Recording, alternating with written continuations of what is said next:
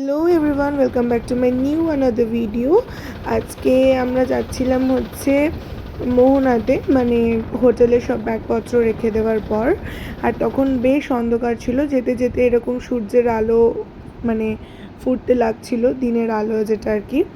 আর বেশ দারুণ একটা ওয়েদার বলো, মানে দৃশ্যগুলো। আর ওই ভোরবেলায় সমুদ্র পাড় দিয়ে যখন যাচ্ছিলাম না, এত সুন্দর একটা মানে রিফ্রেশমেন্ট লাগছিল।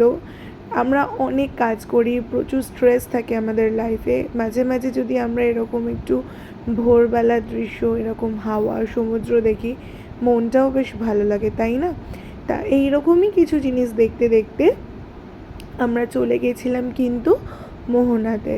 এবং মোহনাতে গিয়ে কী করলাম, তোমরা পুরো ব্লগটা যদি না দেখো বুঝতে পারবে না। চলো দেখতে থাকো ব্লগটা আগে আগে, এবং আশা করছি তোমাদের আমার ব্লগগুলো খুব ভালো লাগে। এর আগেও আমি দীঘাতে গেছিলাম আমার শ্বশুরবাড়ির লোকেদের সঙ্গে, সেই সময় একটা অন্যরকম মজা পেয়েছি। আর এইবারে যখন গেলাম, এইবারের মজাটা একটু আলাদা।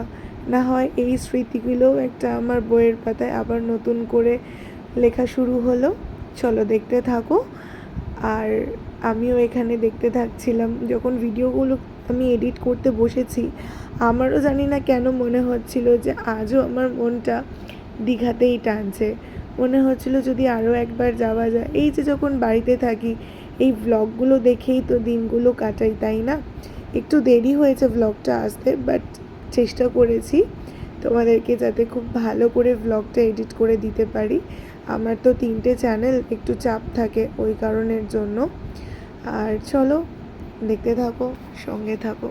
আর পুচকেটা এত এক্সাইটেড হয়ে গেছিলো, খালি ফোন চাইছিল। মিমি মানে আমার ফোন দেখে আমি ভিডিও তুলছিলাম দেখে ওরও এক্সাইটমেন্ট কাজ করছিল যে ও ভিডিওতে ফটো তুলবে, ও ভিডিও করবে।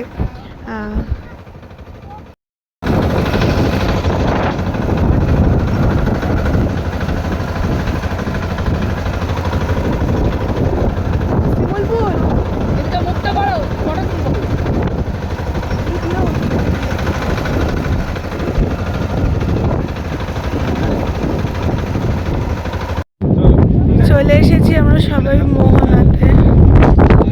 চলো মা বাবা,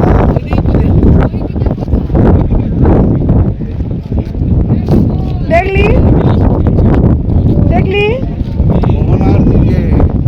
আমাকে রাস্তা চেনাচ্ছে। ও ওইদিকে আছে, তোরা বলছিস ওইদিকে আছে। কি হাওয়া, বুঝলি? শোনা যাচ্ছে। চলো আমরা যাই মোহনার দিকে ঘুরতে। এই যে ছোট ছোট কিছু জিনিসগুলো, এই সবার সাথে একটু মজা করা, হাসি ঠাট্টা করা, এগুলোই তো সারা জীবন থেকে যাবে, তাই না? এই যে দীঘাতে প্রত্যেক 2 মাস কি 3 মাস ছাড়া ছাড়া যাই, যখন বাড়িতে থাকি, এই ব্লগগুলো দেখে মনটা যেন ভরে যায় যে এমনও কিছু জায়গা আছে সেখানে মানুষের মানে মন মেজাজ সব কিছু ফুরফুরে হয়ে যায়। আর এই যে দেখতে পাচ্ছ আমার ভাইটা পাগলামি করতে করতে সামনের দিকে যাচ্ছে আর আমাকে ডাকছে, দিদি ভাই আয়, এর সামনে দেখ কি সুন্দর লাগছে। আর ওই যে ওখানে নাচা শুরু করে দিয়েছে পাগলের মতন, ওরও এত ভালো লেগে গেছে। কি আর করবে বেচারা, স্কুল টিউশন সব কিছু ফাঁকা পেয়ে যখন ঘুরতে বেরিয়েছে দিদির সাথে, মনটা একদম ওরও ফুরফুরে হয়ে গেছে। আর ওই যে আমি বললাম, আমরা বড় হয়ে যদি আমাদের মনটা এত ভালো লাগে, ওই রকম জায়গা, ওই রকম হাওয়া, সব কিছু মাঝে মাঝে একটু দরকার পড়ে সবারই জীবনে হাওয়া বদল করা, তাই না? আমরা কত স্ট্রেস নিই লাইফে, কত কাজের মাঝখানে যদি একটু ফাঁকা করে আমরা যদি ঘুরে আসতে পারি, এরকম হয়তো খুব বেশি দূর নয়, তবে যদি একটু ছোট ছোট এরকম একটা ট্রিপ করা যায় 2-3 মাস ছাড়া, 1 দিন কিংবা 2 দিনের জন্য, বেশ ভালোই লাগে বলো। তবে এই দিকটাতে আর মা বাবারা আসতে পারেনি, কারণ ওই মাঝখানটাতে একটা বড় বোল্ডারের মতন ক্রসিং ছিল, যেটা মা বাবাদের পক্ষে যে দেখতে পাচ্ছ ওখানে কিছু লোক দাঁড়িয়েছিল, তার পাশেই বড় বড় বোল্ডারগুলো ছিল। ওদের ওই টপকে আসাটা সম্ভব হচ্ছিল না, তো সেই কারণের জন্য ওরা আসেনি। আর এখানে আমি কিছু গ্লিমসই তুলেছিলাম, ও মারাত্মক লাগছিল। কিন্তু এই ঢেউগুলো এসে যখন এই বোল্ডারগুলোর মধ্যে আছাড় খাচ্ছিল, মনে হচ্ছিল যেন প্রাণটা এখানেই জুড়িয়ে যায় বলুন। আর এইভাবেই যেন সবসময় একটা অ্যাটাচমেন্ট এখানে থেকে যায়। যতই চলে আসি দীঘা থেকে, যতই 2 মাস ছাড়া যাই, তাও যেন মনটা মাঝে মাঝে সমুদ্র সমুদ্র করে।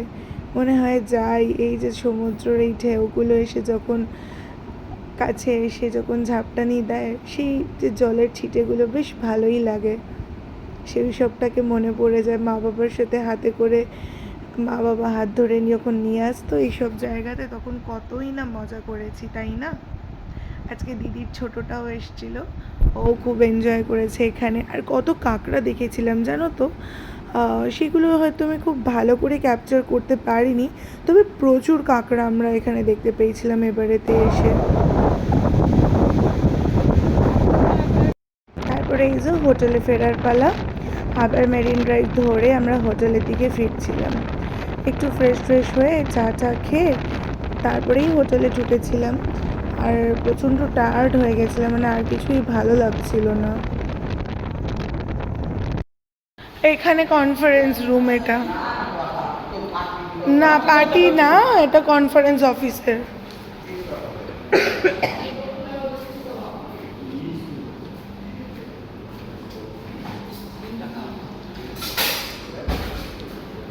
ভালো, ওয়াও।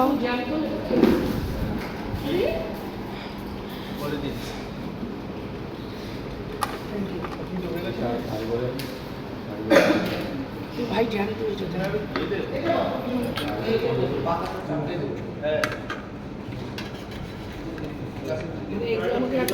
আচ্ছা, এখানে ব্রেড লাগবে মনে হয় জানো তো। হ্যাঁ,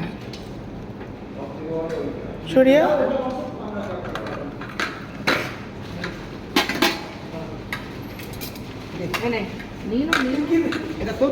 হ্যাঁ, প্লেটটা নাও।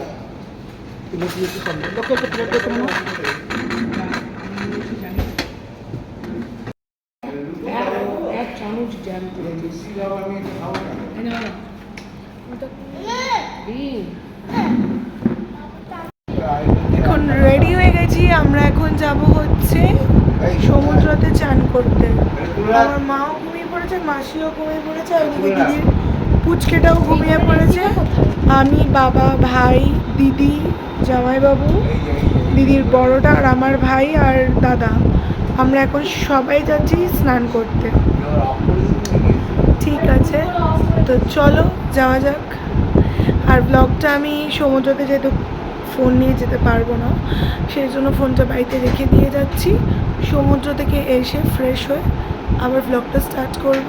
আজকে কি করছি সারাদিনটা তোমাদের সঙ্গে শেয়ার করব। ফাইনালি এখন আমরা চান করে রুমে চলে এসেছি, মাও রেডি হয়ে গেছে, আমিও ফ্রেশ হয়ে রেডি হয়ে নিয়েছি। আর ভাই এখানে শুয়ে পড়েছে, ওকে ডাকতে হবে এখন। ওই ওঠ রে, এখন ভীষণ টায়ার্ড, ঘুমিয়ে পড়েছে, ওকে তুলবো, দিয়ে আমরা যাব লাঞ্চ করতে। আজকে ওর বার্থডে, তাই আজকে আমরা কিছু একটা স্পেশাল লাঞ্চ করব। তো ফাইনালি আমি রেডি হয়ে গেছি।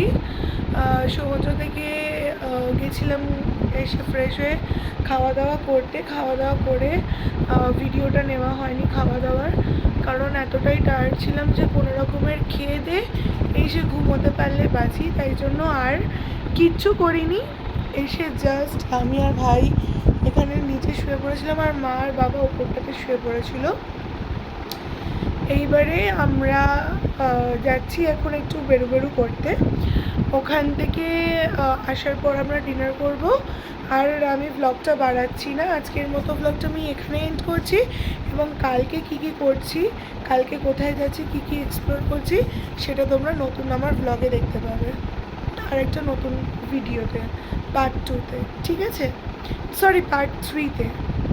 চলো আজকের মতো ব্লগটা আমি এখানে এন্ড করছি। দেখা হবে নতুন ব্লগে নতুন কিছু নিয়ে।